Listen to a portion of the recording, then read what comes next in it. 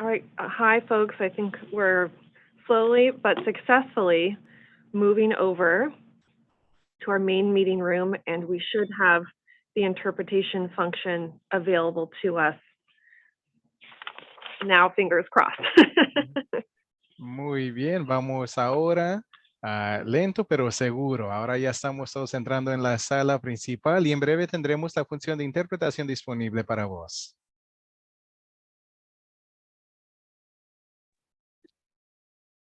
Okay, fantastic.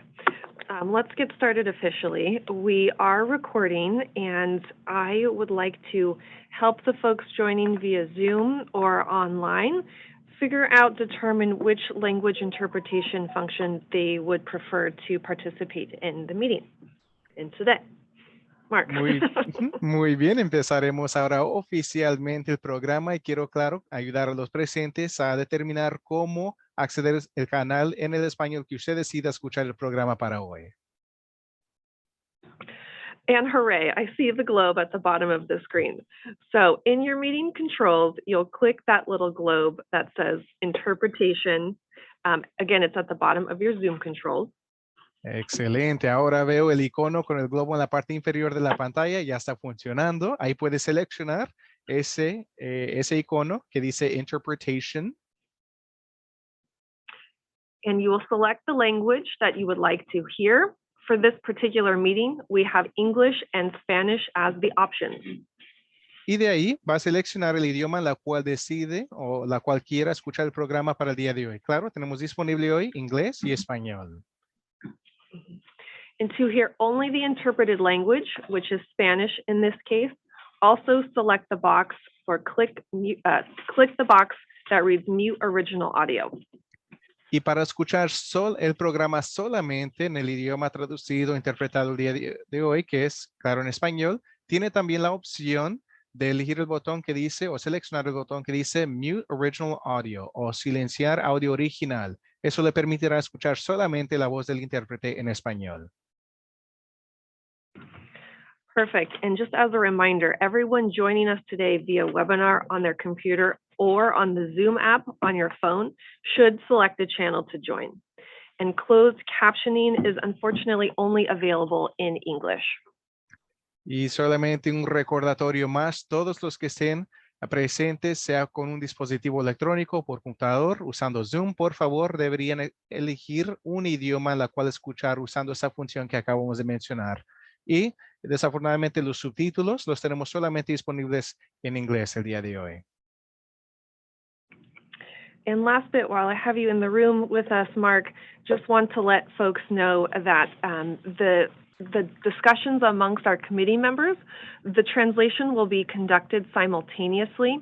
When we move into the public comment portion, which will probably begin around 11:15, if I were to wager a guess on timing, just so folks have a little bit of advance notice, we will conduct the public comment interpretation consecutively in the main meeting channel.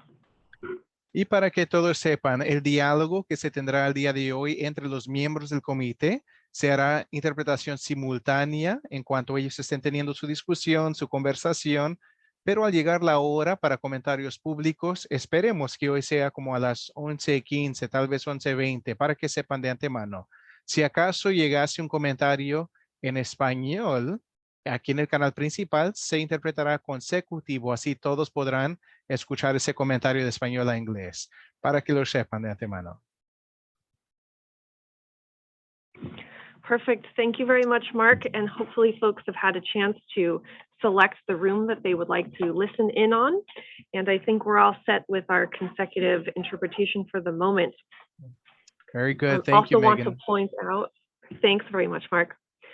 Also want to point out, because we are operating in a hybrid meeting space, we do not have access to chat or Q&A functions because we want to keep all of the conversation in the room here, and we also want to be able to provide translation for all the dialogue that happens. So when we get to the appropriate points in our agenda, We will keep a discussion queue. The folks joining us in the room, our committee members, will just kind of raise their hands and flag me down. And if you're joining us on the phone or via Zoom, whether a committee member online as a panelist or an attendee during the public comment period, we'll ask you to use the raised hand feature. That is again at the bottom of your Zoom control with the little hand waving hello. Or if you're on the phone and you want to get yourself in the discussion queue, you do that by dialing #2. We will let you know when your phone line is open and you're able to unmute during the public comment portion. And if for some reason you're running into technical difficulties there, another shortcut is *6 to mute and unmute if for some reason your Zoom mute and unmute controls aren't functioning. Next slide, please, Corin.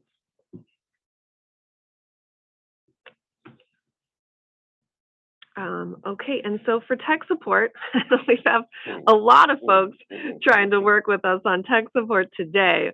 But same as yesterday, we do have my colleague Corin Chopin joining us on Zoom. He can be reached directly at phone number area code 916-606-9609. And if anyone needs support or is experiencing tech issues, the best and most effective way to reach him is via text message, again, because we don't have use of the chat function in Zoom. So his phone number is up there. He's there to help us. He's also running the slide deck, so thank you for your support, Corin. And then lastly, just a reminder, this meeting, as always, is being recorded and will be posted for future viewing on the CARB website.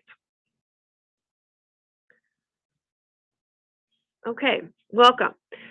Thanks, folks, for joining. Once again, my name is Megan Wiley. I'm with Cal State Sacramento. I'm also joined by my colleagues, Corin and then Mark Wilson. He's online. You can see him. Good morning, Mark. He's our technical writer and has been supporting the EJAC for a while and helped them with their recommendations. He'll be taking notes today for us, so thank you for your work, Mark. A little bit slow start, but we do have a lot of flexibility built in our agenda today, which is excellent. So let me just run through our plan and then I'll turn it over to Trish to do roll call and confirm quorum. We are keeping, again, flexible timing today, and the primary topics of conversation. First, I will check in with the committee members to see if there's any desire to continue the conversation around EJAC permanence, if there's any other contributing comments or questions folks would like to put forward. And then we'll spend some time debriefing the Fresno toxic tour. Then after that conversation, we'll take probably about a 10-minute break and come back for public comment. We have an extended public comment period offered today, and we'll help with some instructions, again, for getting in the discussion queue when we get to that time. And then lastly, we'll save 10 to 15 minutes or so towards the end to review action items, next steps, and then do a little preparation for the upcoming meetings in November and possibly a virtual meeting in December. We are scheduled to conclude no later than 12:30 today. And the next two slides, I think, just review the meeting agreements, and they are the same as yesterday, and we'll apply it to today's discussion. With that, may I ask Trish to help us with roll call?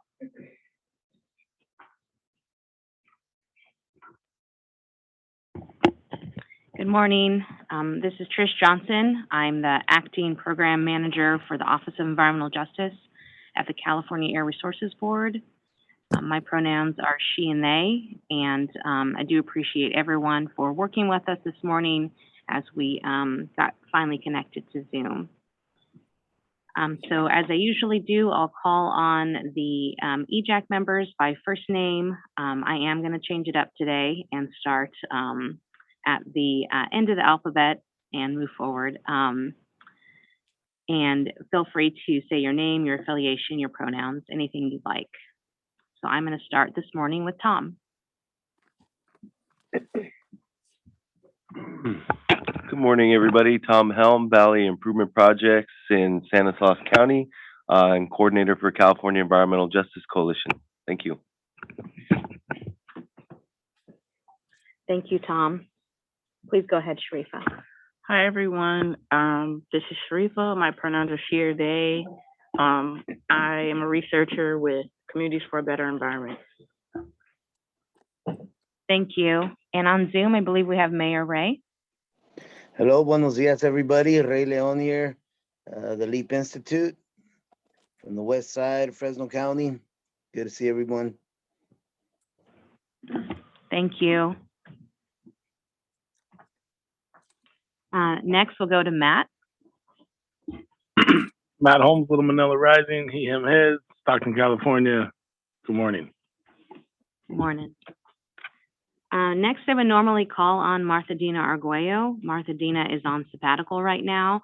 I do see Martha Dina's proxy, Eric, in Zoom, although not sure if Eric is a panelist. So feel free to say hello. Good morning. Eric. Yeah, I just rejoined as a panelist. This is Eric Roman from PSRLA. Good to be with you this morning. Thank you so much. Next, I would call on Luis, and I know that Luis was on the Zoom earlier and will likely rejoin as soon as possible. And Luis can introduce themselves when they join. Next, I would call on Kevin Jefferson. Kevin Jefferson, happy to be here. Hello, everyone. Thank you. The next committee member is Kevin Hamilton. Kevin Hamilton is not with us today. However, Kevin's proxy, Kimberly, is. Please go ahead.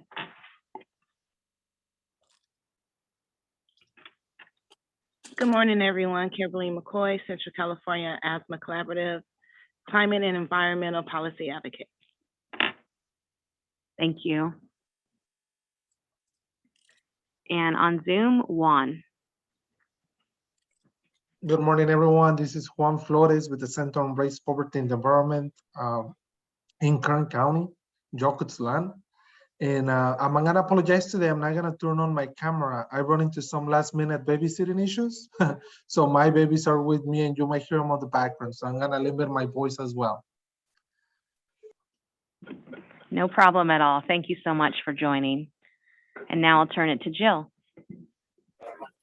Hey, young Treya with Jill Sherman Warren. I am a she, her, and I am the executive director of the Native American Environmental Protection Coalition. And I'm also serve as an elected official on my Hoopa Tribal Council. And I'm happy to be here with everyone today. And I will be turning my video off just because my phone gets hot. So. Understood. Thank you. It's nice to see you this morning. Now I'll turn to John Harriel Jr. Big John, he, him, his, YBW, Local 11. Good to hear your voice. Thanks for joining. Next, I would call on Connie. Connie, I don't believe, is in attendance today. And so I will call on Dr. Catherine. Good morning, Dr. Catherine Garupa White, they and she pronouns. I'm the executive director for the Central Valley Air Quality Coalition, or CVAC. Thank you. And the final member of call-in is Angel. Angel's not in attendance today, hence why I started with the opposite order. So thanks, everyone. Thanks, Trish. Okay. May I ask committee members, anyone interested to continue the conversation from yesterday related to EJAC permanence?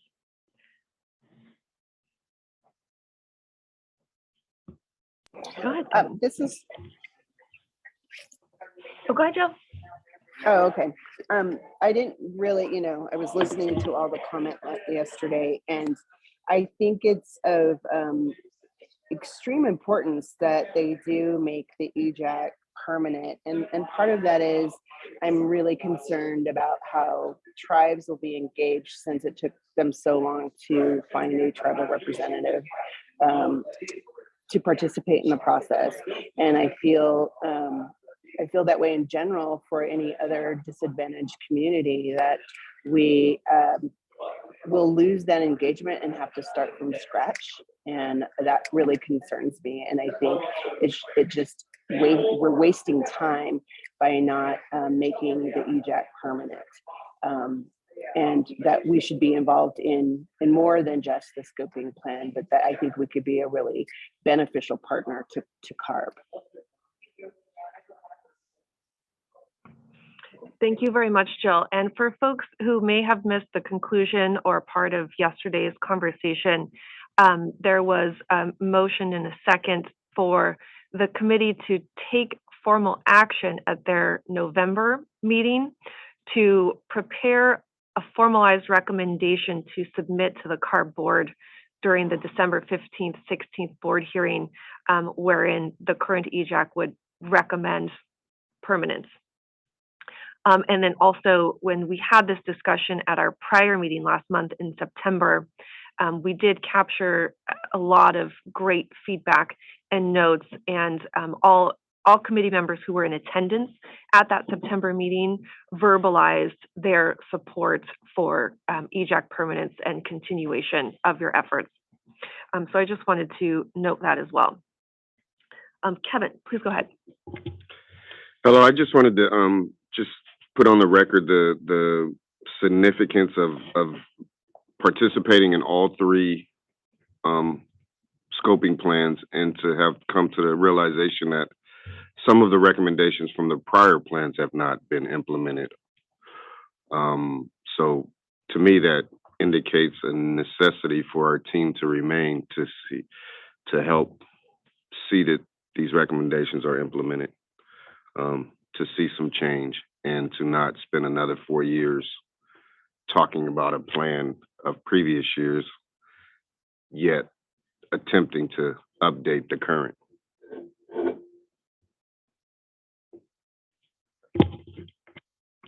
Thank you. Any committee members joining us online interested to jump in the discussion queue? Just want to check in.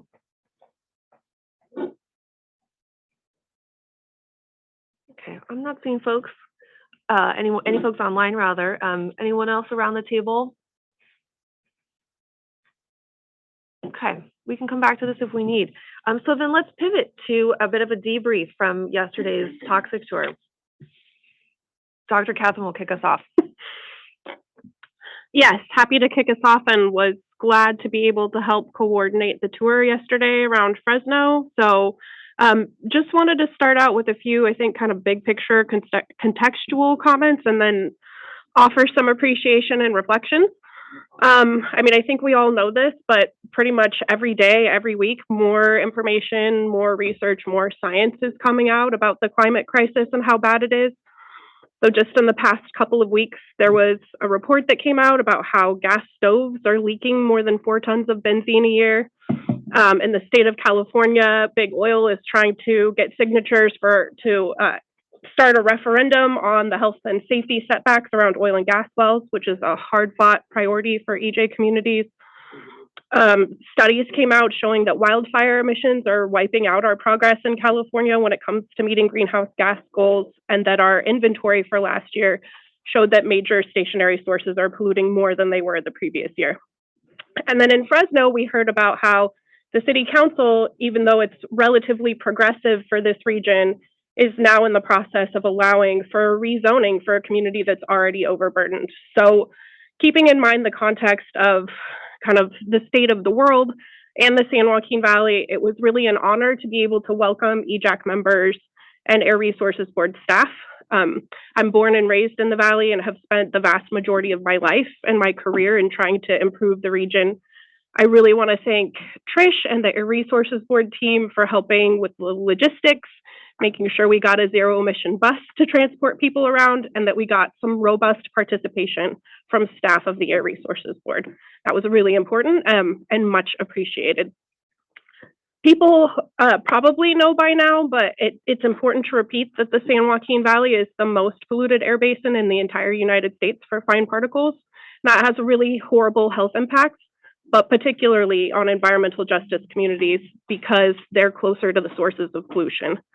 The Valley is a super productive landscape, the most abundant agricultural region that's ever existed, and we're also a sacrifice zone. So really thinking about the risks and the opportunities in the San Joaquin Valley that our communities are facing.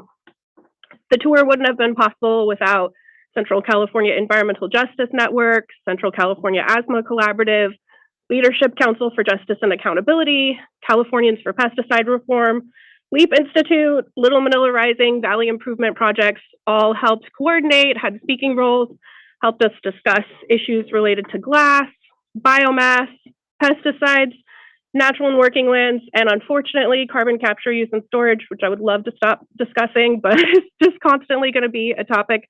We saw a lot of large stationary and area-wide sources and learned about the history of redlining and discrimination in a lot of neighborhoods. But again, this is just one of the 8 counties of the San Joaquin Valley, so we're really just scratching the surface of our region and its issues.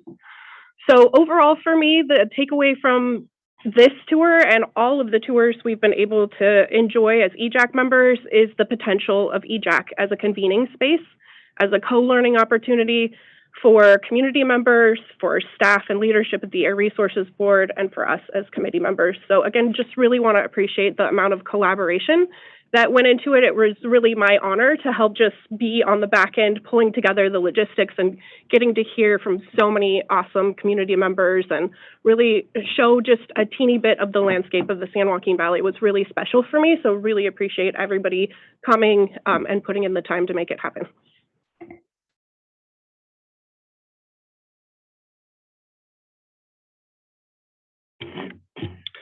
Yeah, I would just like to acknowledge the great work of Ivanka Saunders. She gave an extremely powerful current representation of what's going on. She understands politics, she understands policy, she understands the madness, but more importantly, she's working on strategies to try and get through all of that, which was quite interesting. A lot of people talk about the issues. We go over and over and over about the issues, but she's understanding the mechanisms of why this system is, how the system is, but how can we work this to benefit the people. So it was a tremendous amount of information, a lot of energy, deplorable conditions. We got to do better than this. The Air District has resources, and they need to put some resources there. This is just absolutely horrible that we have folks living in California in these conditions, you know, across the street from billion-dollar operations.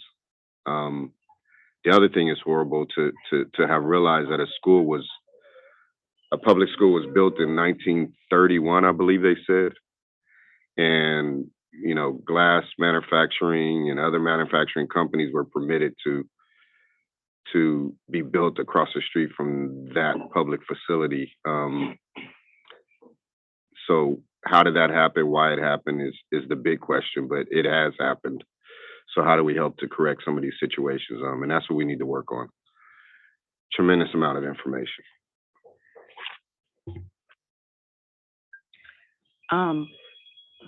I definitely want to thank everyone who contributed to the tour yesterday. I felt it was very impactful getting to hear directly from community members, as well as hearing from the folks who organized the tour. One thing that was very impactful to me, like about the glass manufacturing, was the fact that the piles used to be as big as like grain silos, and how the solution, rather than making sure that the microglass was covered up and not blowing into the neighboring houses, which they're literally neighboring houses, they touched the factory. It was to make the pile smaller versus just covering them up with like a tarp or something. And then also hearing how the county grew around unincorporated communities, but no services or support has been extended to those communities, like in Mendota and what was the other one? Malaga, yeah. And so that's something that we have the power to change, in land use planning, but also with the work that's part of the scoping plan. And so yeah, like I think it's great that we go on these tours, but it's more important what we do afterwards.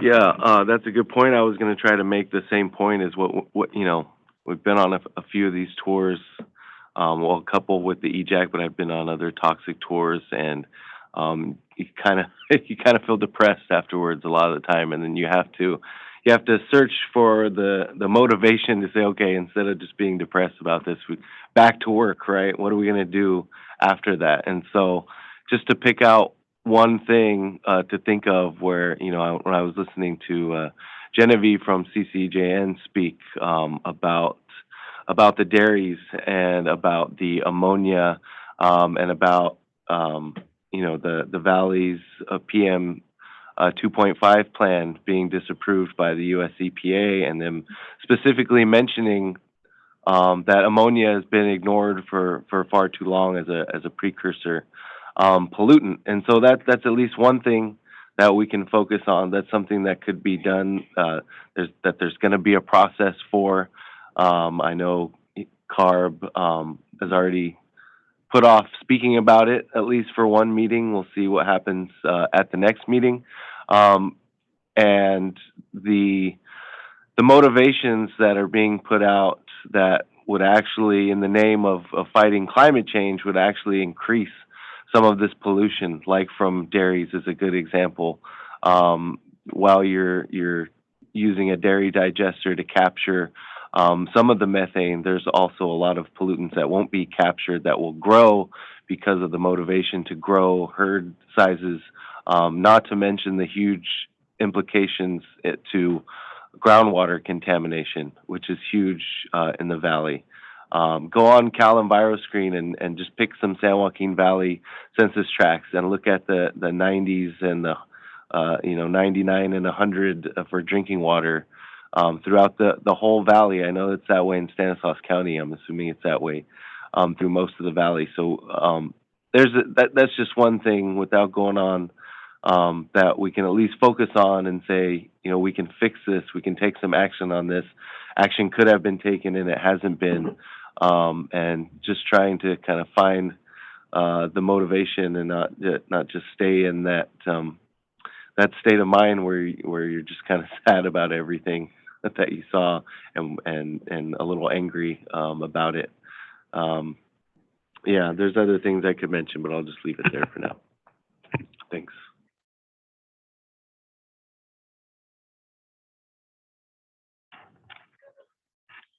Good morning.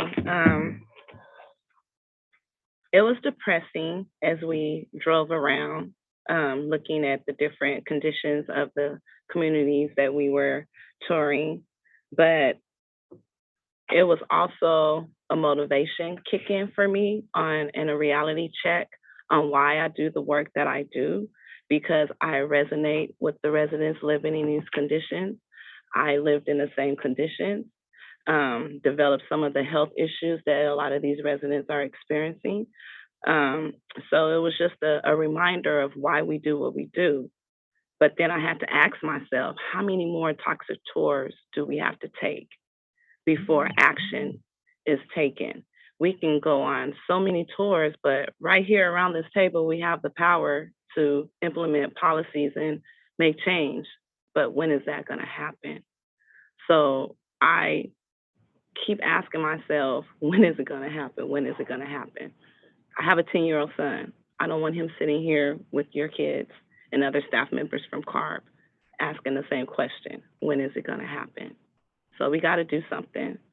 On a lighter note, it was very rewarding to see the residents in Mendota come out, even though they had hiccups where we were supposed to meet. They came together. They shared their stories, and it just reminded me of home when we were working on the Transformative Climate Communities Plan and we were working on the Southwest Pacific Plan. Our residents showed up and demanded what they wanted. So we have to do something. We can't continue on living in these conditions. Thank you. I just want to add that, I forgot to mention kind of the more positive notes, and that is really what it comes down to when you see regular community members, really doing community organizing amongst themselves, and how, they just put that together because they are a community and they're working together, and they care about these issues. So that was kind of the highlight inspiration of the moment. Just wanted to say that. And thanks to all of them for their hospitality.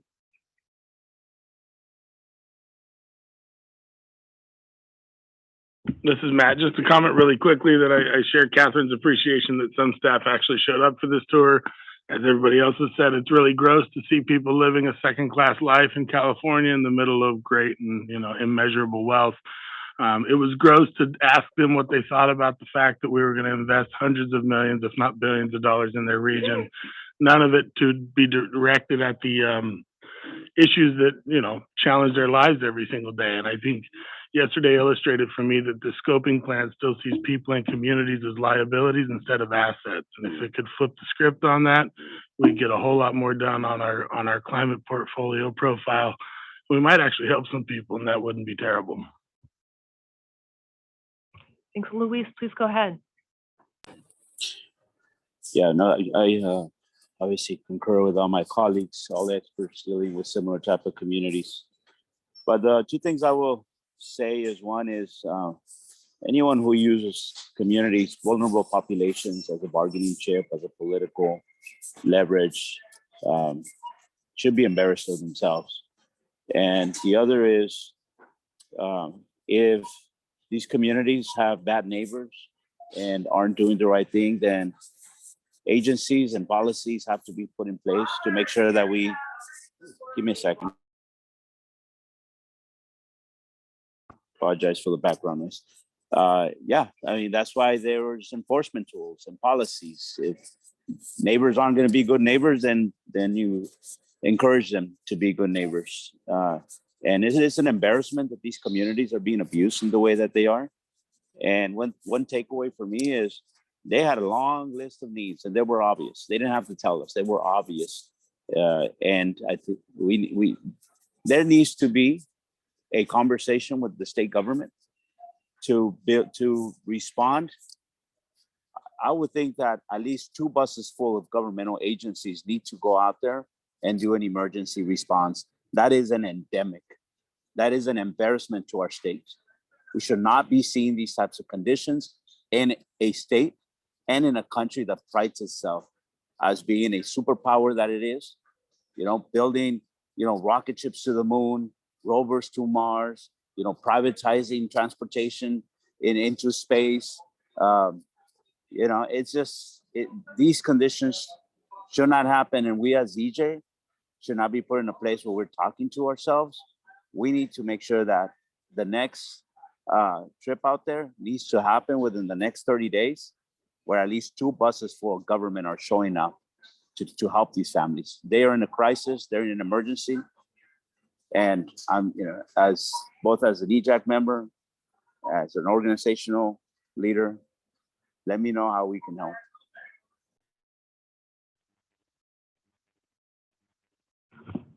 Thanks, Luis. Mayor Ray, just wanted to check in with you. I think you were on the tour yesterday, and you're joining us online today. Any comments, observations, key takeaways? No, just that, yeah, it's heartbreaking because we're seeing the same problems that we've been seeing for the past 20 years. And I think being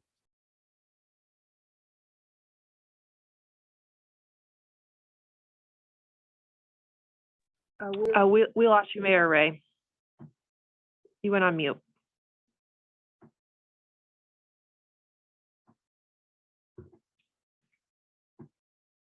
You have to go ahead and unmute yourself again, Mayor Ray.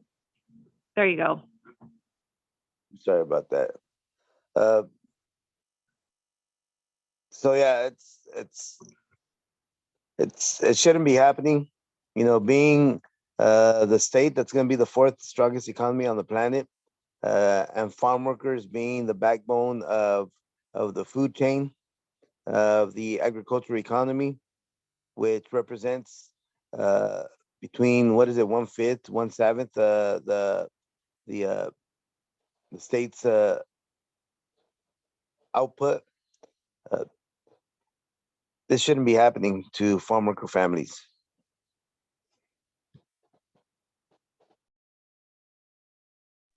That's it. Thanks, Mayor Ray. Sharifa.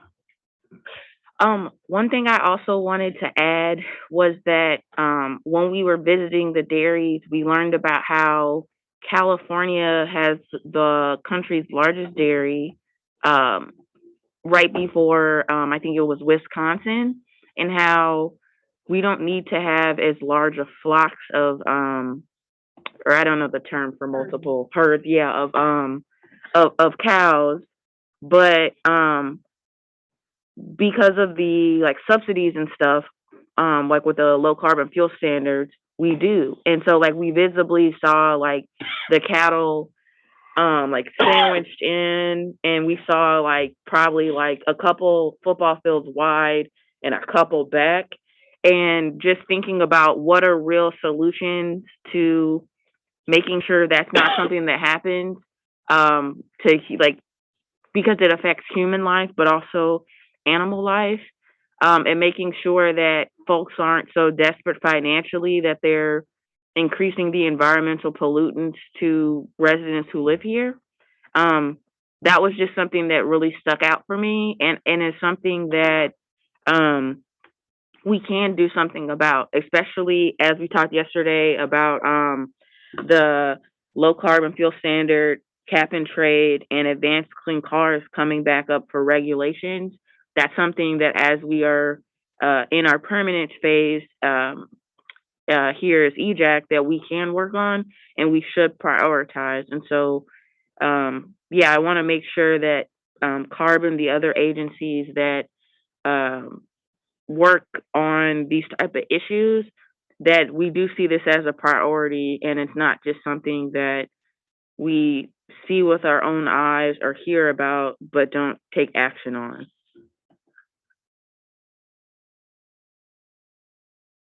Dr. Catherine.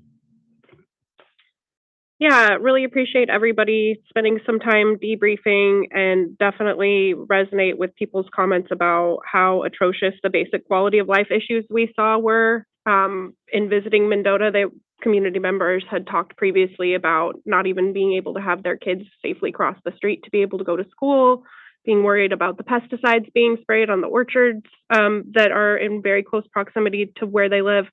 And we were there looking at the idled biomass plant that they're proposing to turn into a hydrogen plant and inject the carbon directly underneath the facility. So definitely a lot that we saw, a lot to be concerned about, and a really deeply entrenched history of racism and disadvantage in these communities. So definitely also resonate with the idea that we need to do what we can to take action and move these issues forward. And I think one relatively modest thing that we can potentially do as a committee is pull together a brief synthesis report sharing what we learned and observed, because there was so much that we saw on these tours that even in the debrief, I don't think we're able to really share and capture it all. So that's something that I would be happy to work on. And perhaps we could also ask Mark to help us pull some of the observations, at least starting from the debrief today. To clarify, Dr. Catherine, not just the Fresno toxic tour, but the culmination of toxic tours that you all have engaged on over the span of the last year or so, or? I would say yes to the degree that other committee members feel like they have capacity to contribute with that, because obviously I didn't coordinate or lead the other tours. But yes, I think it would make sense to do all of them. What do fellow committee members think about this suggestion?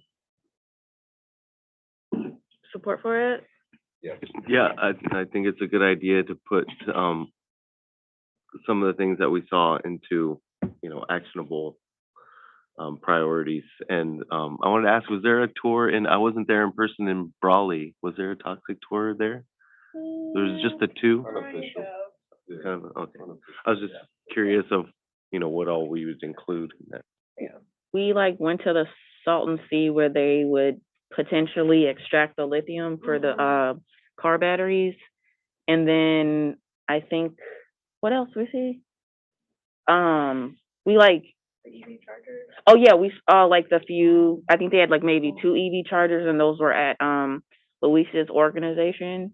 And so that was like basically all that was there for the. And the air monitoring equipment. Oh yeah, and they had like really impressive air monitoring.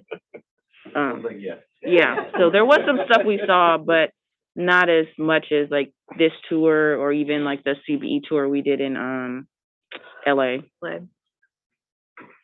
So Kathy, Microphone. so you mentioned there was a tour here before with the council member Vargas, or whom is the? Martha Guzman, the new EPA Region 9 administrator, we took her out to Mendota a couple of months ago. Like we as in local organizations, not a part of EJAC. Right. So would it be possible to have Ms. Vargas meet with our team? Ms. Guzman to meet with our team, to meet with EJAC. I don't know. We could always ask. I think that we should meet with her and members of Cardboard, and have a serious conversation about what can be done. So I think there is a venue for that meeting with the federal government, Region 9, that's in this memo of understanding that's going on between the California Protection Agency and the Federal Protection Agency right now. I think most of what they're looking at is how both of them need to do a better job of keeping track of the powers that they already have to use to protect communities. But I think this planning issue that we're dealing with here in the scoping plan is an appropriate thing to engage with the administrator's office. That the whole CCS symposium came out of the fact that both EPA is looking at applications and considering approving them, and CARB is enticing people into pursuing these applications with these incentives. And so we pulled off this symposium that did spill into both people's jurisdictions. I think there's something else about like the federal government looking to California and celebrating California's successes and presuming that we actually have a path that anyone should follow. But I think all of our toxic tours have shown that California should not be emulated in any way without addressing the inequality that seems to come out of all of our clever climate planning.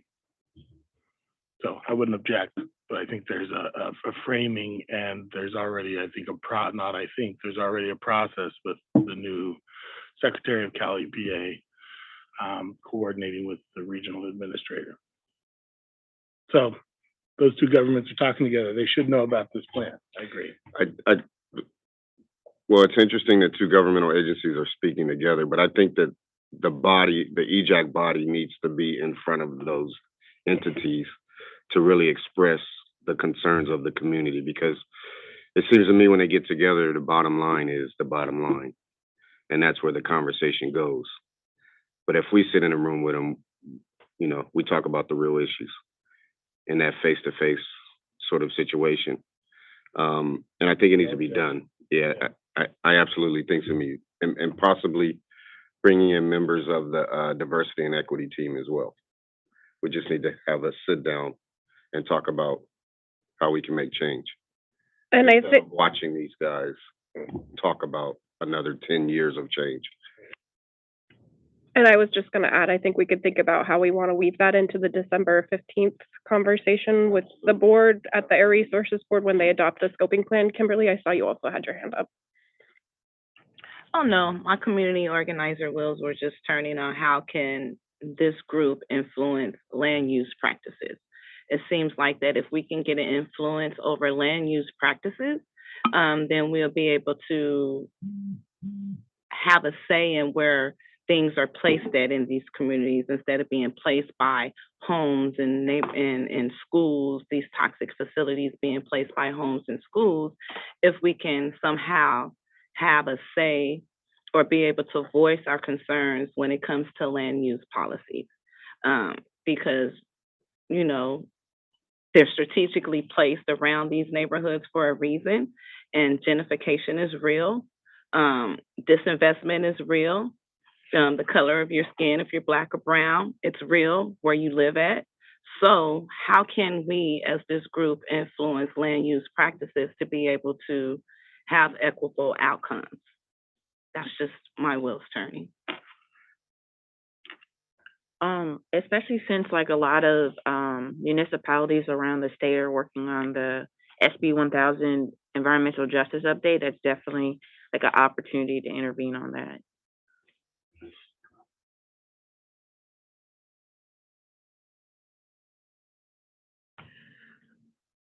Any committee members joining us via Zoom like to jump in?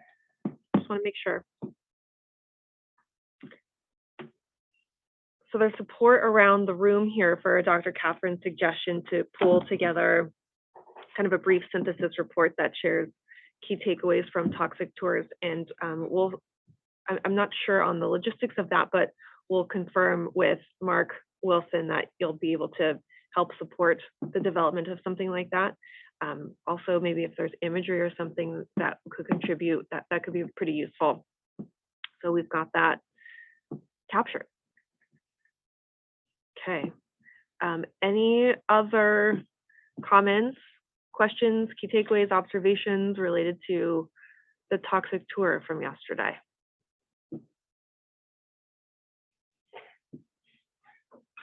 I'll just second really quickly the point that Kim made about land use. That seems to be kind of a thorn in the side of a lot of this work. And I understand, about, local communities and local control and local democracy, but, we are a constitutional republic and not necessarily a direct democracy. And we're supposed to have constitutional protections, life, liberty, and the pursuit of happiness for these communities that should come before necessarily just a local control of what Board of Supervisors and local city councils want. And if talking to federal powers is a way to get to that point and to make that point and figure out solutions for that, because the land use issue keeps coming up, and people have talked about all of the work that they do to come up with plans to just have it be thrown out the window because there's no authority to make these land use decisions. So thanks for bringing that up, and I just wanted to put an exclamation point on that. Yeah, I wanted to acknowledge that as well. Certainly, we need to understand how these decisions are made locally and impact the process. But as you noted, Tom, these communities are due protections, whether or not they have time to show up at planning commission meetings or city council meetings. And it's really clear that state planning agencies really don't know how things work locally. And so they'll write down some highfalutin thing in Sacramento and presume that it's going to be implemented appropriately at the regional level. And it isn't. Routinely, it isn't. And so maybe everybody needs a primer, including planning folks, on how things actually get implemented in the real world, and reviewing CEQA and reviewing the public process for going through the land use authorities to actually implement all the things that we're recommending in the scoping plan.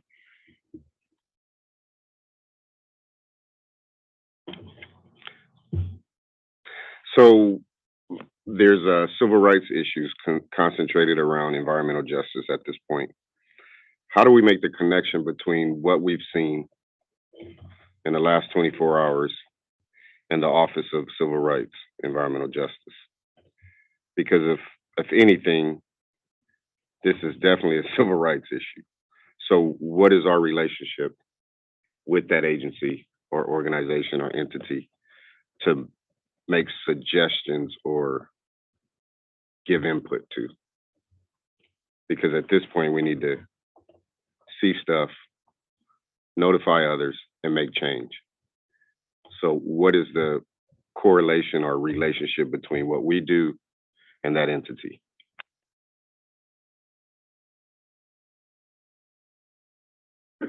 Yeah, I can't answer that in terms of EJAC, but I can say in terms of the San Joaquin Valley context, there was a recent lawsuit where there was just a decision that not meeting clean air standards in the valley is a civil rights violation, right? So in the history of our movement, leveraging civil rights law has been one of the few avenues that we've had to actually get justice.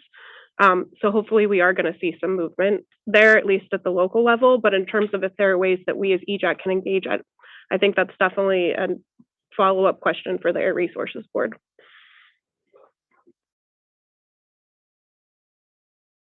Just to add one more thing, I think that's why, that's why we seek out, appointments to positions like this, because we're trying to bring up these issues before it's a civil rights lawsuit, but even though that's often necessary, right? But so I don't know, I guess I'm just saying, like, we're trying to tell you now. We've been trying to tell you for the last year about this stuff, and I'm not gonna that will, have to occur if it has to occur, but that's why we're here. That's why we're trying to be participants and having seats at the table, to handle things that way. So just to put perspective on that, I guess. Yeah, thanks, Tom. That actually reminds me of the walking tour that we did in San Diego and hearing from community members there about some of the really innovative local land use policies that they had passed, like a local, what would it be called? A local measure that was basically going to phase out some of the toxic sources within the community, like steel platers and things like that. So definitely, again, resonate with the conversation about land use being a major issue and the fact that cumulative impacts aren't taken into account. There are also examples from other states like New Jersey in thinking about permitting and them actually having to consider whether a neighborhood is overburdened or not. So again, in thinking forward, potentially that's something that a permanent EJAC could do, is look for model policies from the local to the statewide to the national level, that we could really elevate as innovative solutions. Not addressing cumulative impacts just means that we're going to continue the same pattern of dumping pollution in the same communities. So really want to appreciate and recognize all of that and make the suggestion that it's something that we could work on longer term. And I also just wanted to reiterate my sincere and heartfelt thank you to everybody who helped with the tour yesterday, recognizing again that it's uncompensated labor and that it's CVAC leveraging our relationships with all of our awesome Valley-based organizations, and really appreciate how often you all show up for us just because it matters and not because you're getting paid, even though getting paid is important too. Thanks for that robust conversation. That was excellent. I think we're kind of at a pause. This might be a good time to take a short break and then come back for public comment. So why don't we break and prepare to reconvene promptly at 11:10 a.m. So that gives us 13 minutes to stretch, make yourself comfortable, and I'm going to check in with our interpreters. Corin, if you could put up a slide with us that indicates public comment will begin after break at 11:10. And if you are a member of the public joining us and you would like to issue comments and get in the discussion queue, would be very helpful for me if you could raise your hand on your Zoom controls. That's at the bottom with the little hand guy. And if for some reason you're having problems with that, no big deal. You can message Corin or find other ways to flag us down, hopefully. Okay, so break until 11:10. Come back. We'll have public comment beginning at 11:10.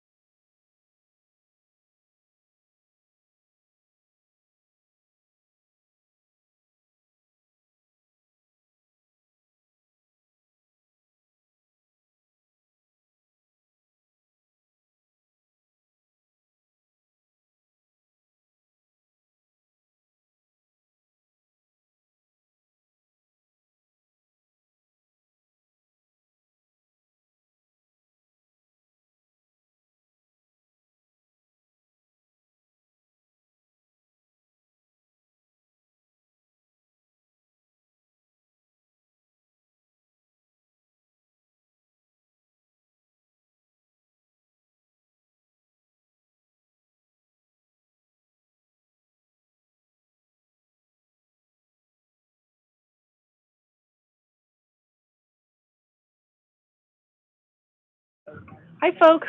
Welcome back. We're at 11:10. We're just getting settled back in here in the meeting room.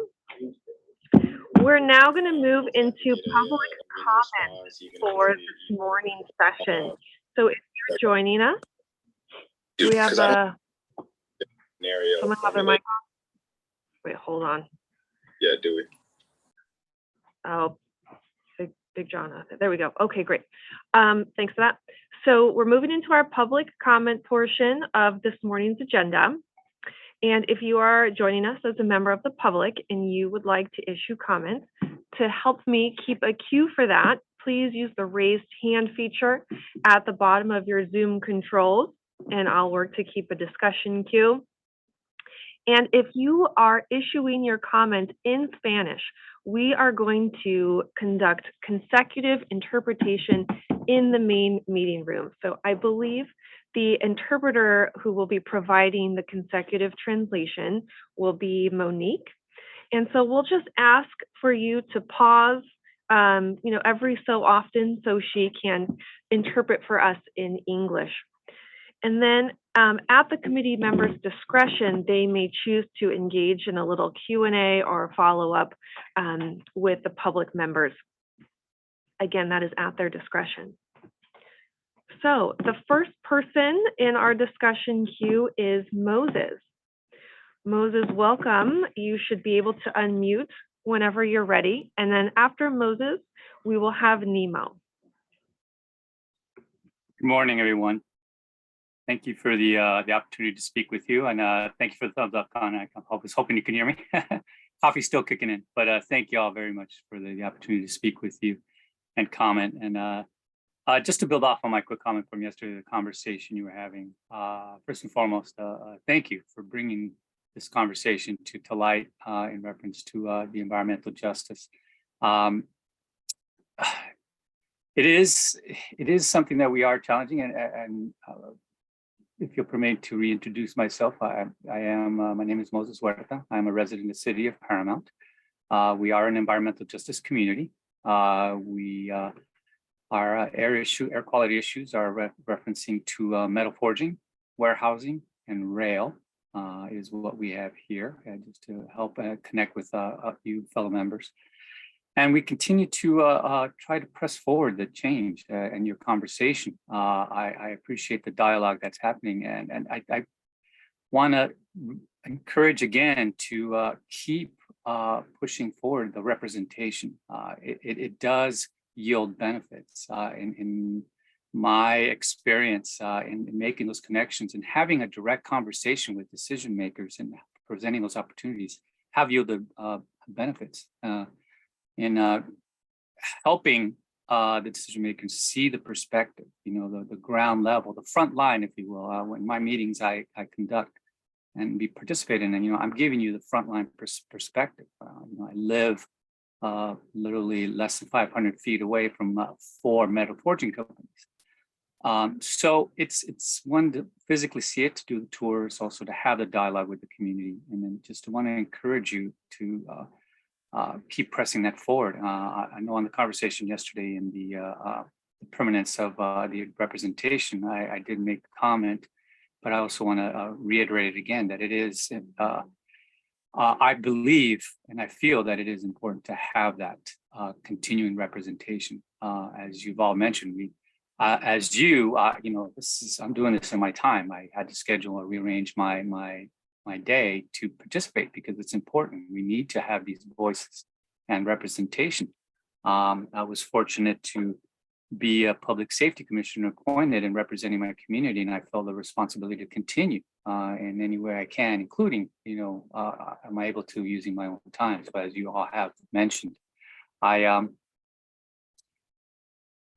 mentioning to continue in your comments and your conversation there, and the benefits have yielded. In here, we've had adjustments in my local city in land use from these conversations, the environmental justice tours, investigations, and support from all levels, from CARB down to our local air quality district, even to our county representation.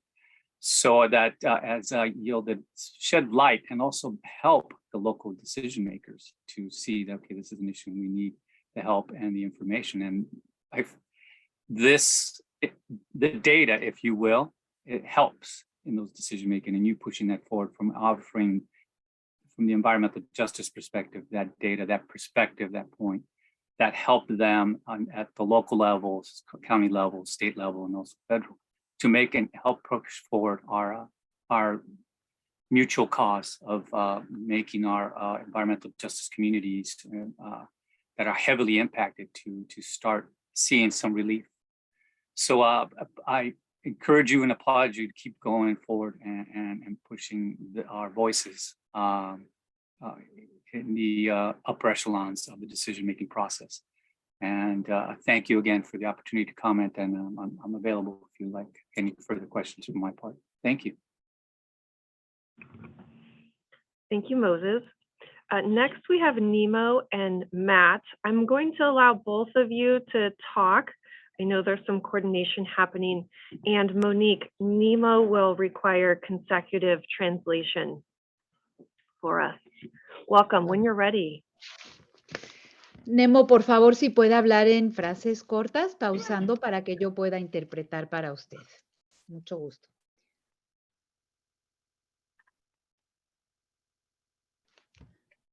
Nemo, se puede quitar de silencio y...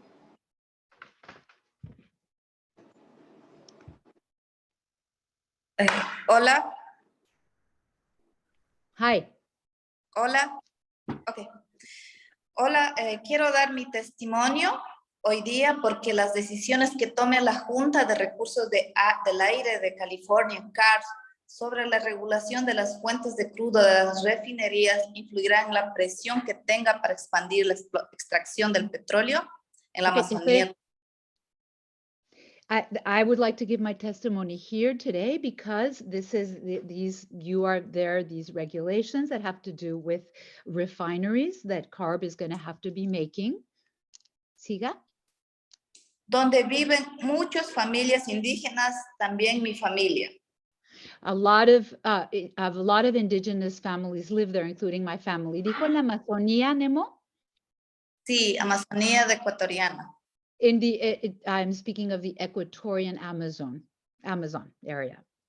A medida que se actualiza el plan de alcance para incluir la regulación de las refinerías y el suministro de crudo.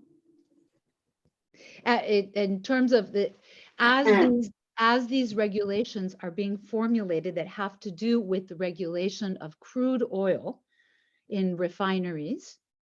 Es importante que reconozca la interconexión que tenemos con la producción de petróleo en Ecuador. It's very important that the relationships are recognized with what our relationship the relationship there is with Ecuadorian petroleum processing or processes. California. Y el estado de California no le oí. Con la producción petrolera en Ecuador y el consumo en California. So the production in Ecuador and consumption in California, that relationship. Así también con el clima, la naturaleza y los derechos de todos tenemos a vivir en un ambiente sano. As well as climate, nature, and the right that we all have to live in a healthy climate. Agua limpia, ya sea en las zonas de extracción de California o en Ecuador. And clean water in the extraction zones, either in Ecuador or in California. Los Estados Unidos en general importan el 80% del crudo producido en la cuenca amazónica. The United States imports 80% of what is produced, crude oil, in that Ecuadorian area, Cuenca area of Ecuador. El 50% de crudo amazónico es comprado por las refinerías de California. And 50% of that crude oil is bought by California refineries. De lo cual casi todo viene de Ecuador. And it practically all comes from Ecuador. Más de 10% del crudo refinado en California en los últimos años proviene de Ecuador. Almost 10% of crude that has been refined in California comes from Ecuador. y la presión para producir este crudo para el mercado de California continúa impulsando los planes de producción de las compañías petroleras en nuestros territorios. The interpreter is having it's cutting a little bit in and out. ¿Puede repetir eso, por favor? No oí bien lo que dijo. La presión para producir el crudo para el mercado de California continúa impulsando los planes de expansión de las compañías petroleras en nuestros territorios indígenas. That pressure to produce the crude oil is what's impulsing, what is causing the expansion of the petroleum companies in Ecuador. Y sin medir el riesgo que causa esa expansión en nuestros territorios, contaminando todo a su paso, creando una devastación a su paso. Sin medir. So these consequences must be measured. The risks that are being, the risks that there are in terms of pollution and in terms of nature and devastation that is happening because of this. El plan de alcance puede ayudar a California a regular las refinerías para que se reduzca su consumo continuo de crudo y se reduzca la presión para perforar tanto en California como en Ecuador. So this plan that is being considered is, well, in terms of regulating the refineries, will allow us to diminish these pressures and dealing with the crude production and extraction so that it can affect the situation in both Ecuador and California. La producción de petróleo en Ecuador y la Amazonía en general ha sido catastrófica para mi pueblo. The production of crude oil has been catastrophic for my people in both California, in terms of both California and Ecuador relationship. Siga. Yo le quiero contar hoy de dónde vengo y por qué estoy aquí. I'd like to tell you today where I come from and why I'm here today. Mi nombre es Nemo, soy una mujer indígena de la nacionalidad guaraní. He vivido en la selva desde que he nacido. Mi comunidad... Espere, hable, si puede hablar en pedacitos más cortitos, me va a ayudar para hacer lo mejor que yo pueda. Okay, so my name is Nemo. I am a Guarani indigenous woman. I've lived all my life in this area of Ecuador. ¿Sí? Nuestros abuelos vivían tradicionalmente de caza, de recolección, de frutas. My grandparents lived from collecting fruits. Traditionally, that was what they did and how they survived. Actualmente nuestra sobrevivencia es tan complicado por todas las empresas extractivas que están en nuestros territorios. And our survival is affected by all of these extractive processes that are going on in our territory. Nuestra existencia como pueblos originarios, our existence as originary peoples, ha sido gracias a los conocimientos de nuestros ancestros. Has everything to do with the knowledge of our ancestors.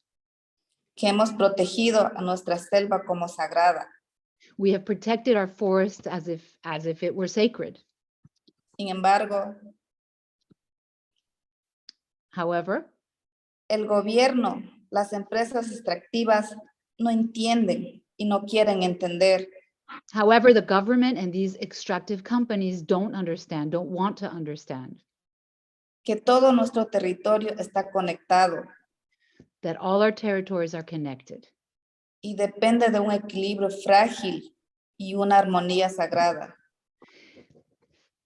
And it needs fragile equilibrium and sacred harmony. Nuestro territorio no es un pozo petrolero. Our territory is not a petroleum area, container of petroleum. Ni una mina de oro. And it is not a gold mine. Es nuestra casa. It's our home. la casa de nuestros espíritus, the home of our spirits, nuestra farmacia, our pharmacy, nuestro supermercado, our supermarket, nuestra escuela, our school, nuestro templo. and our temple. Por eso las decisiones que tome el CAR This is why the decisions that are made are taken by CARB nos afecta directamente a nosotros, affect us directly porque todos queremos vivir en because un we ambiente all sano, libre de contaminación. want to live in a healthy environment that is free from pollution. Tanto como ustedes viven en sus países y en sus hogares. As much as you who living in your countries and your homes, Nosotros queremos vivir sanos, libres we want to live healthy and free y sin contaminación. and without pollution. ¿Por qué nos afecta el impacto de la industria petrolera a nuestros territorios? Why does the pollution of these petroleum companies affect us in our territories? Porque la deforestación Because cutting down the forests, deforestation, los mecheros, mecheros es cuando incendios, quiere decir? los mecheros petroleros que todo el día están prendidos, día y noche están con fuego. Los mecheros. So the facilities, the petroleum factories, the apparatus that are on, that are spewing fire all day and night. Las carreteras. The freeways. Esto provoca serios impactos en nuestras vidas. Has serious impacts on our lives. Tanto como en la salud. Our health, affecting our health. Y la vida de los animales en nuestros territorios. And the life of our animals in our territories. Con la llegada de las empresas extractivas. With the arrival of extractive companies, llegan enfermedades. There are diseases that arrive. Violaciones a nuestros derechos. Violation of our rights. La criminalización. Criminalization. Reducción de biodiversidad. The reduction of biodiversity. Contaminación. Pollution. Enfermedades y muerte. Diseases and death. The interpreter would like to just add the oil burning facilities are these the facilities that are spewing pollution and have fire and fires. Perdón, Nemo, continúe. El gobierno de Ecuador actualmente está. The government of Ecuador. El plan de expandir la frontera petrolera. Is currently wanting to expand the petroleum boundaries. En el Parque Nacional Yasuní. In the Yasuni National Park. Poniendo en riesgo. Which causes a risk. La vida de nuestros hermanos Tagueri y Taromenani. In terms of our Tagueri, Taromenani brothers and sisters. Porque reduce su espacio de vida. Because it's reducing the space that they have to live. Ellos son un pueblo sin el contacto, viven en la selva porque ellos así lo han decidido vivir. They are a non-contact peoples. They have decided to live that way. Es un pueblo en aislamiento voluntario. In the forest, they are willfully isolated. Además, el plan de doblar la producción y abrir nuevas concesiones en nuestros territorios. Besides the doubling of processes and to give more concessions to companies in our territories. Para nueva exploración. To do new explorations. Donde seguramente va a salir futuras importaciones de crudo para California. from which future crude extraction for California will certainly take place. Porque California es el primer comprador del crudo que sale desde nuestros territorios. Because California is the #1 consumer or buyer of the crude that's coming from our territories. El crudo que sale desde nuestro territorio va con sangre de nuestros hermanos, de los animales, va con la muerte ensangrentada, el crudo que compra California.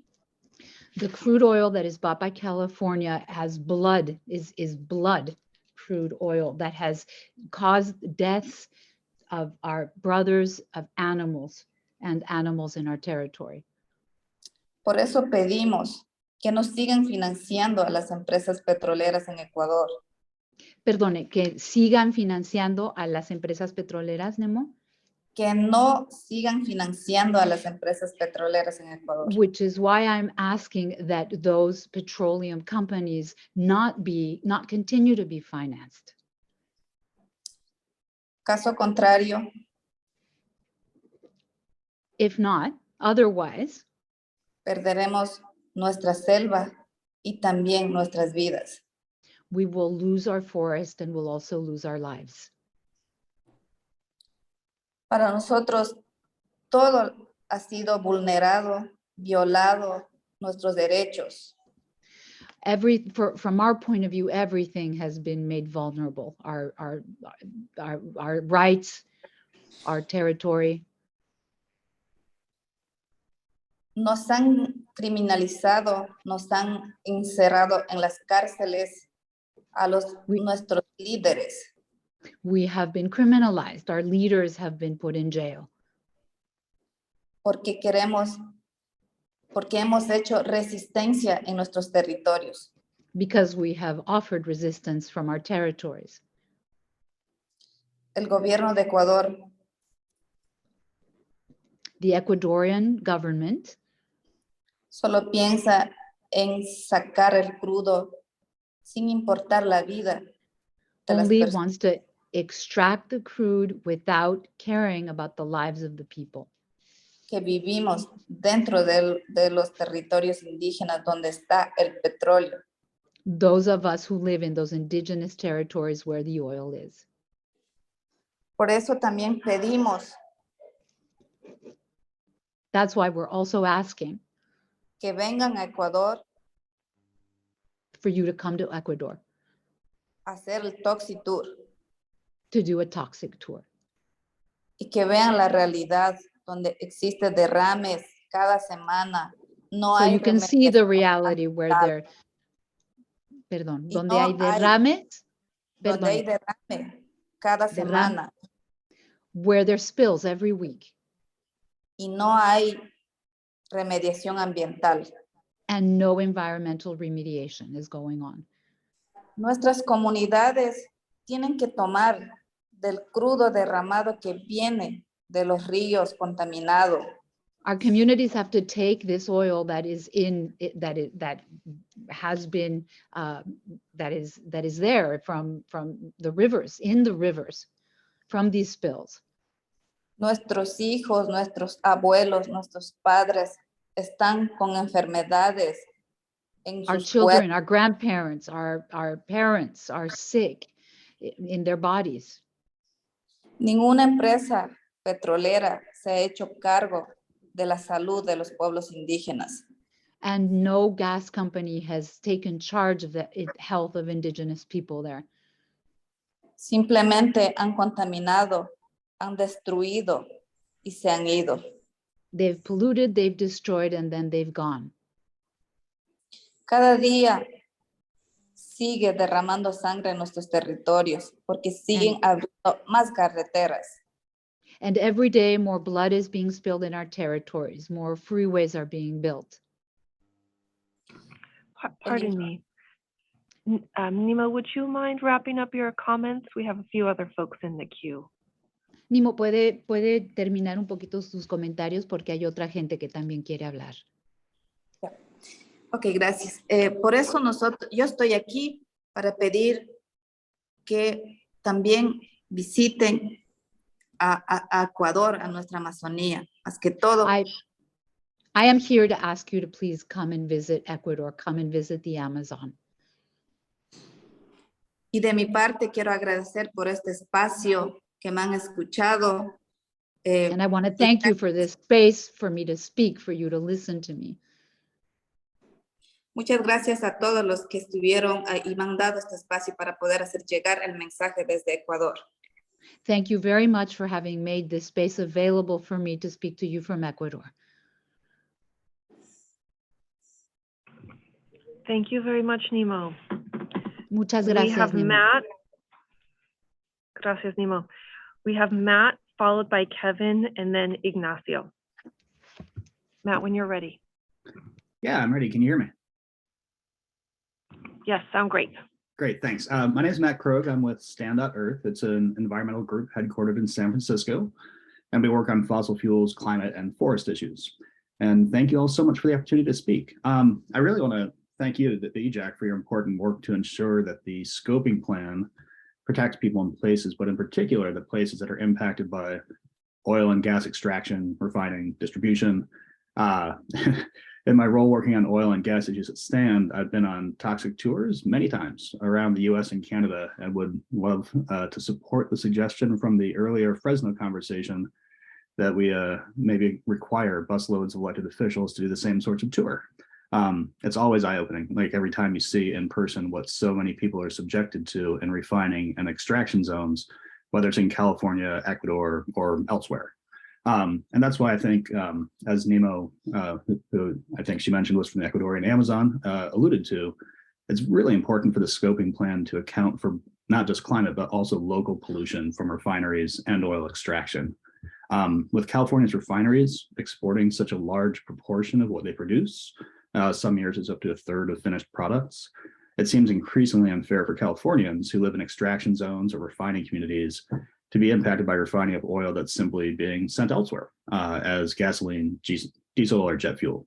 And as the scoping plan process continues, it seems increasingly important for the EJAC to make sure that the scoping plan addresses refinery throughput, oil production in California, and the pressure to expand oil production in other places like Ecuador, since, as Nemo pointed out, California refineries consume around 50% of oil that's produced in the Amazon, virtually all of that from Ecuador.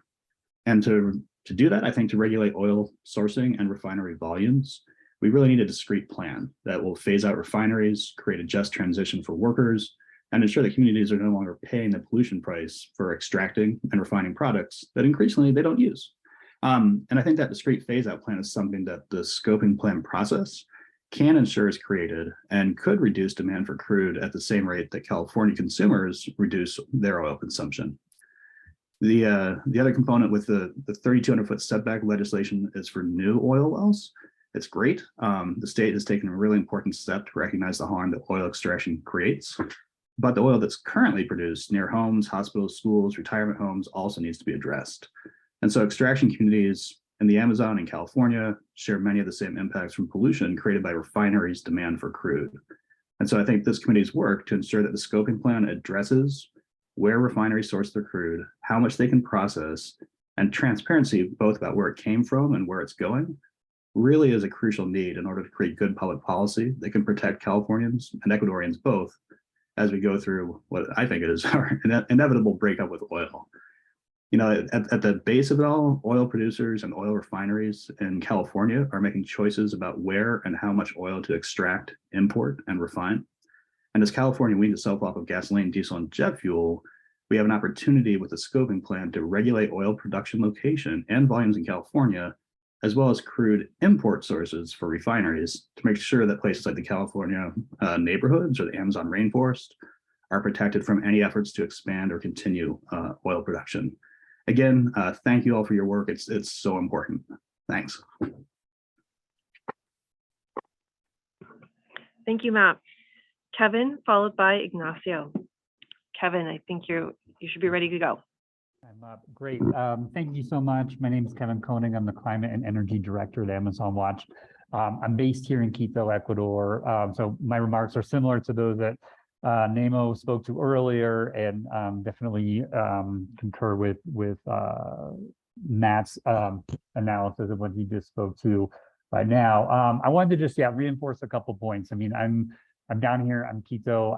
I've been working with communities in the Ecuadorian Amazon for 25 years, right? And they're on the front lines of oil extraction in Ecuador. And as we heard from Nemo, I mean, they've been doing Toxi tours here for probably 2 decades, right? Because the impact of industry on communities here has been that bad, right? And it's from a variety of forms. It's major spills from the 2 national Ecuadorian pipelines, right, that run from wells in the Amazon up over the Andes Mountains, crossing 96 fault lines until they get down to the Pacific coast, right? And the crude is put on tankers headed north and headed to California. But it's also daily spills that are happening on hundreds of miles of flow lines that crisscross the forest and indigenous territories. Nemo mentioned the gas flaring, right? 24/7, it's happening in the middle of the rainforest, right? And then also she talked about the impact of deforestation and road building, right? It's the Amazon, right? So you have a scenario where deforestation is happening, as roads are constructed to access new, basically construct new well sites, right? Cutting down primary, secondary forests, right? In search of fossil fuels, right? That we know we can't afford to burn, right? According to all the studies we know from the EIA, et cetera. But then we've also seen like the dumping of millions of gallons of toxic produced waters into the river systems, right? And we've yet to see companies be held accountable for that. So it's not hard to imagine the health impacts that are happening out in the Ecuadorian Amazon from people that are drinking and bathing and fishing in these waters, right? We're talking about high levels of cancer, respiratory ailments, skin lesions, birth defects, miscarriages, all, just with levels through the roof here in the Ecuadorian Amazon. And as well, the rights violations Nemo mentioned, but, a particular one that the projects that are happening out here right now, right, where the majority of this crude is coming to California, these are oil projects that have gone ahead without the right to free, prior, informed consultation and consent. In Ecuador, there is no law to regulate this at this moment, right? So there's a serious sort of breach of indigenous rights happening there. And then the rise of the criminalization of local leaders when communities are exerting their rights and speaking out to bring attention to these rights violations and the environmental damage, they're being persecuted by the government. And in a very sort of worrisome way, we're seeing a major rise in intimidation of leaders by illegal actors happening here. And then, so I would just say, I think there's an incredible opportunity right now, with this committee and this process, right, that allows, I think, to take a more holistic view of California's crude consumption, production, supply, kind of across all the areas of the commodity chain, right? That well-to-wheel approach. I think that's what's needed, and I think the scoping plan can help California regulate refineries so that their continued consumption of crude is reduced and pressure to drill both in California and Ecuador is also reduced. So thanks again for this space and for all the work that you're doing. I'll stop there. Thank you for your comments, Kevin. Ignacio, please go ahead. Hi, good morning, everyone. My name is Ignacio Fernandez. I work for Southern California Edison, but rather than provide an opinion from the company, first of all, I wanted to congratulate and thank the whole EJAC for their tremendously valuable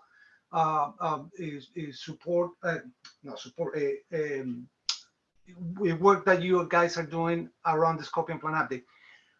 The only reason I wanted to talk was, first of all, to say that Monique's work, the interpreter, she's doing an incredible job, fantastic translation, but there are a couple of technical issues that I wanted to refer that she might not be very familiar. One, when Nemo referred to Pozos Petroleros as an oil well, just to make clear. And the second one, which is more important, when she talked about the mecheros, she was talking about the gas flare. Gas flare, most of you are very familiar with those on refineries, that the excess flares that come out from the process, but also in the extraction process, the gas flares are just for this spillover of gas. And that's just a technical clarification. Again, Interpreter is doing an incredible job. It's just a little detail. That's all. Thank you, everyone. Thank you, Ignacio. Any other members of the public interested to issue comments? Now is our last call for public comment period before we close out that portion.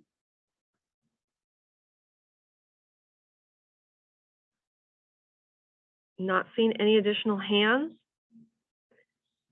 Okay. So I think we are able to conclude our public comment session for today. Committee members, any reflections or comments?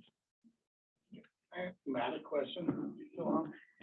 Matt's still on. I need to enable Matt to respond. Okay, Matt, so you have a question from Matt in the room here. Yeah, I just wanted to know if you could update us on what was it, the Yanza and Farhada lawsuit against Chevron, the $18 billion settlement that they ran from.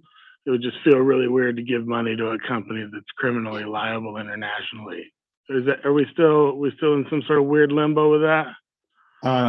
My direct answer is yes, but Kevin actually can, if he's still on, will have specifics about that. He's worked on that issue for many years. Is Kevin still on? Yes, Kevin's I'm with here. us. Go ahead, Kevin. Sure. Gosh, I mean, if we had several weeks, we could dive into all the details of that litigation. You're right, it's gone on forever, but the basic lowdown right now is that, Chevron was found guilty here in Ecuador. They were ordered to pay $9.5 billion towards remediation and clean water and health services for communities. Chevron has refused to pay. They pulled all their assets out of the country, and they've essentially been on the run since then.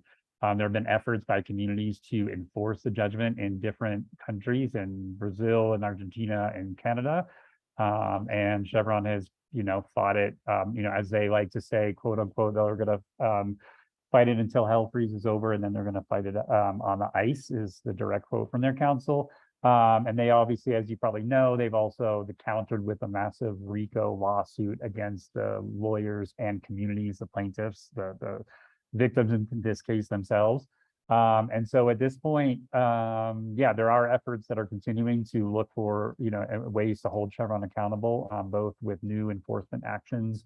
But at this point, everybody has been calling on Chevron to do what the Ecuadorian court ordered them to do, and what they and we feel they're legally responsible to do, which is clean up remediate their toxic legacy here in Ecuador. Yeah, thanks for that, Kevin. I mean, I think it just kind of highlights the fact that obviously California public dollars to increase climate resilience, and the scoping plan shouldn't go to anybody, either any criminal entities, especially somebody liable internationally. It would be, these are the kinds of guardrails that don't exist. When we talk about, we've talked about bringing up guardrails around the CCS scenario and investing in those and coming up with low carbon fuels. That conversation has entirely left out this life cycle supply chain of international crude oil and the consequences in those communities, which obviously doesn't help anybody's resilience. That's sort of a myopic planning. And I think that's another just big picture criticism of the 2022 scoping plan. But then also this issue, and a majority of the applications are by a subsidiary of Chevron for this carbon capture dollars. So, I mean, I think there's a whole literacy as to how things get done in the real world that's still missing from the scoping plan, and that scenarios with huge variables, like will this criminal entity be assessed for $9.5 billion? Maybe we can't afford to give them $1 billion. Those are all questions that remain to be ironed out for this scoping plan. And just apologies to our brothers and sisters in the Amazon for California's malfeasance around the world.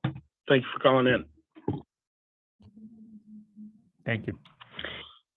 Yeah, I wanted to say thank you to Nemo, Kevin, and Matt for their comments today, for the work that you all are doing, and to express solidarity and connections between the frontline communities in Ecuador and the San Joaquin Valley. Kern County is the most produces roughly 75% of the oil that we produce in the state of California, and we have dozens of leaking wells that have been found over the last few months because community members and community-based organizations have been out looking for them. Unfortunately, not because all of the agencies responsible for enforcing rules are checking on them, and obviously that makes a difference in terms of our methane emissions in the state of California. So definitely a lot of overlapping issues between sacrifice zones and communities that are really used for extraction.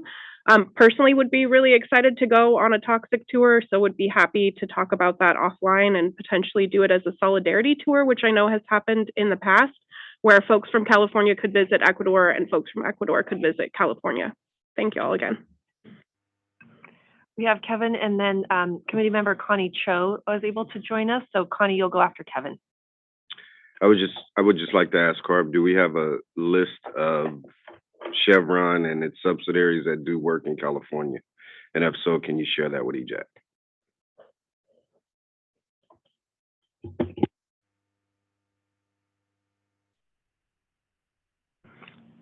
We have that captured as a request and we'll follow up. Connie, please, when you're ready.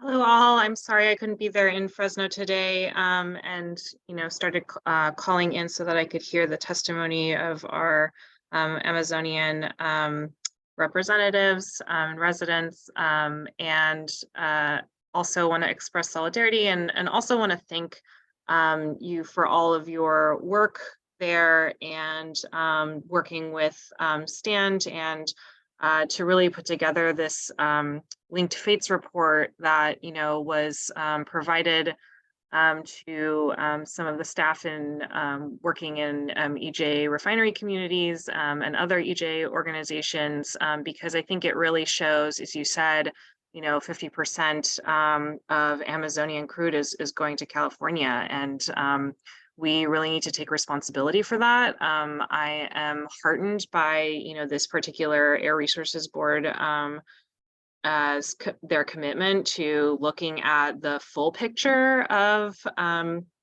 what is happening in oil production from extraction to refining, and hopefully thinking about global solidarity and thinking about climate emissions in the global context and our responsibility as an extremely wealthy state. To think about what our responsibility is and to try to actually move on this with action in the planning process as we look at what it looks like to phase out our extraction and refining of fossil fuels, and to the extent possible create safeguards or also make sure that we're benefiting folks in the Amazon. Also, there's a common argument that comes from the oil industry that says we can't move on climate policy in California because it will just create what they call leakage to move over these functions elsewhere. And to them, I would really raise, and to regulators, I would really raise this instance of solidarity and how there are people fighting all over the world and in the Amazon to make sure that these companies are held accountable and that their lands are protected and their people are protected, and abdicating our people at the behest of oil companies is certainly not a sound argument. And yeah, just really want to thank you all for all of the work that you've been doing and for sharing it with us and really helping us connect the dots.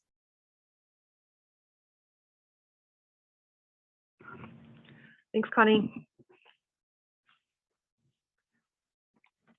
Just looking around the room here, I think folks are feeling ready to move on with our agenda. Thank you for members of the public for joining us. So just the last item of business for today is a recap of action items and a look forward to the November meeting. Jill, I hope you're still with us. Looks like you are. So I just wanted to start this conversation with a refresher of key dates that were reviewed yesterday morning, and then let you all know the items I have noted for the November agenda, potential November agenda. So we heard yesterday that the October modeling workshop occurs on October 28th at 10 a.m. So that's the first key date that was shared. The expected publication date of the final scoping plan is as early as possible, likely early to mid-November-ish. And because of that, we decided to move the November committee, EJAC committee meeting dates to November 29th and 30th. So that works for a quorum of our committee members, so please mark your calendars for that. That meeting will take place in Hoopa. Jill will be hosting. Of course, there will be remote participation available. So as always, we'll conduct that in a hybrid format. So the items that we anticipate being on the agenda, it's pretty robust, are, of course, scoping plan discussions, because it will follow the release of the final scoping plan. Associated with that, preparations for the upcoming board presentation. Though it's not confirmed, we got a highly likely that the committee will be presenting on the December 15th, day one of the two-day board meeting, but we will need to follow up with a solid confirmation on that, and with some parameters. For example, will you have 30 minutes to present to help with planning? EJAC permanence. We anticipate, Chanel indicated that they anticipate coming back with a proposal for that, an ad hoc working group potentially proposed for that at the November meeting. And then there was a request to dive in a little bit deeper into understanding the conflict of interest by way of scenarios. And so we had a really great conversation about that yesterday. Folks threw out a number of scenarios, and we're going to then coordinate with the legal team to try to get some responses to that, so that particular instances where there could or could not be conflict of interest are clarified.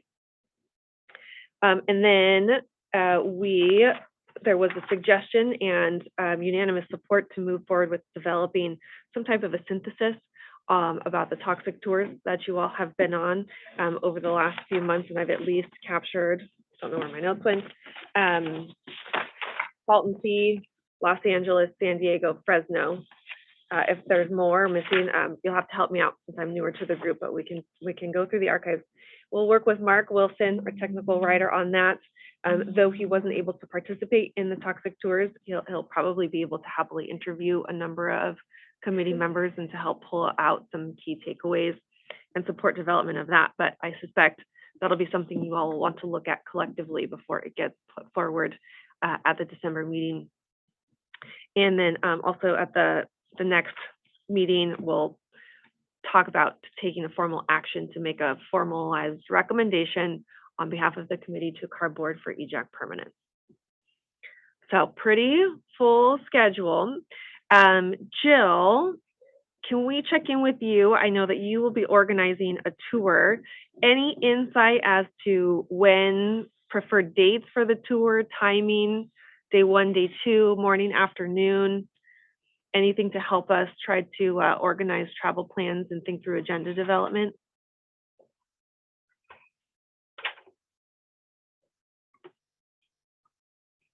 You still with us, Jill? Sorry, I have a lot of background noise.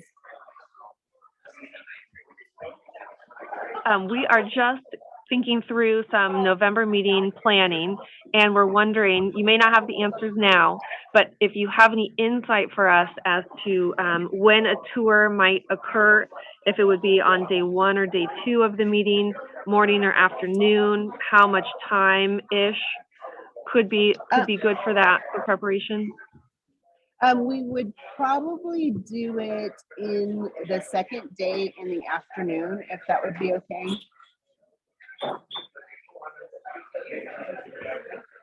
I think that would be great, and we should probably plan on budgeting a little time to debrief, or at least when you all are gathered together in your tour, to start capturing some insights and takeaways that you could add to your synthesis report. Okay.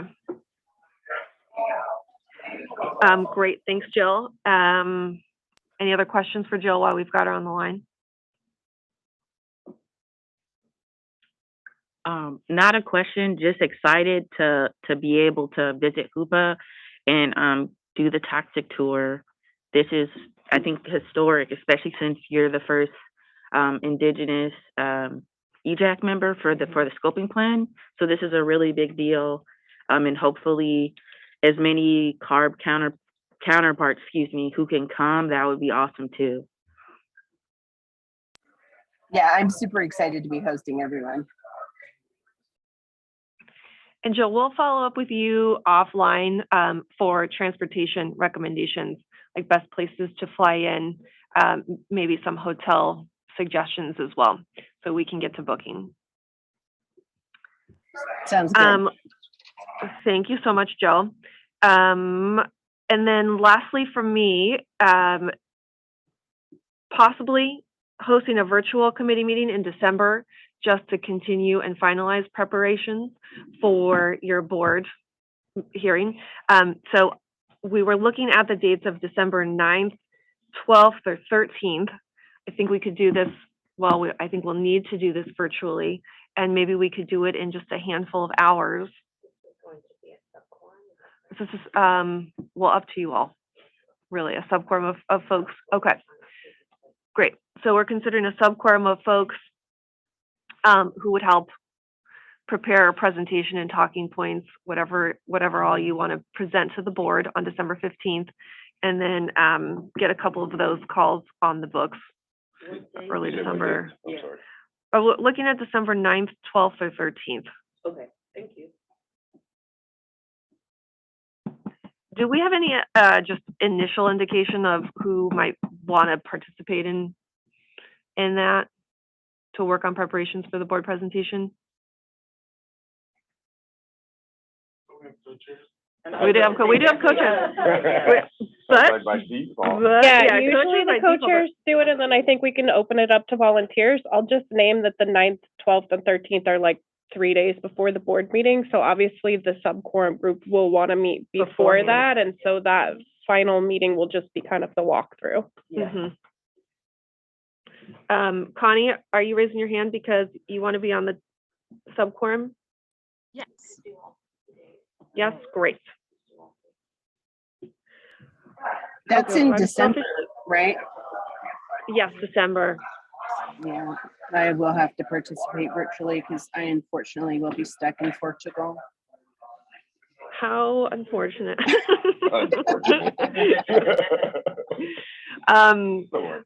Okay, so we've got the co-chairs, we've got Connie.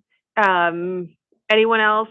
You can decide later if you want to join the crew, the subquorum for board preparations, but it probably will involve the development of a few PowerPoint slides and talking points. And we can get some input on that in November. Okay. I suggest my friend over here. Who's your friend? You're making eye contact across the table.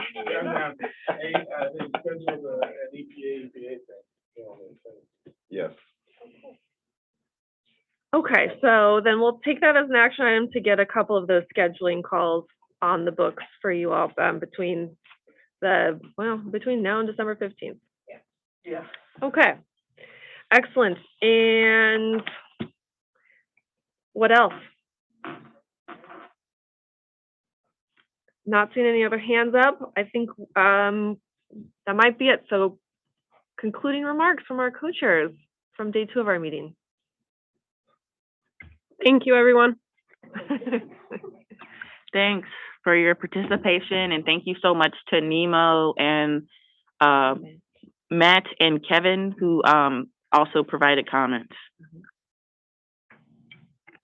Just thank you to everyone that participated. Thank you to the friends and family that put together the tour. Thank you to the volunteers who provided food and energy and spirit. and glad to have participated. Look forward to working with all of you in the future. I would like to add my thanks to everyone who dealt with the technology. I wanted to say fiasco, but really, it wasn't so bad on the grand scheme of things. You know, it could always be worse, and we weren't Zoom bombed. So appreciate everyone's flexibility with us there. And then I would just like to say one more time, thank you to Trish for her role and all of the support that she's offered the EJAC over the last 20, so, and your community members over the last 29 years. Thank you. Yeah, it's very nice. Well, okay, I so know. not the EJAC, I know. Because I'm only walked 30. backwards. I know, right? I just to speak to the technical issues, I did want to recognize the facilitation team that managed a lot at a very stressful time. And so thank you and apologies to all for the delay, but we're up and rolling and fortunately able to end early. So yeah, thank you. Enjoy the rest of the afternoon, everyone. We'll see many of you again on November 29th and 30th for the next committee meeting. We're officially adjourned. Y oficialmente hemos concluido. Muchas gracias. Diversity and equity. Thank you, everybody. Have a good rest of the afternoon. Thank you, Mark and Monique, and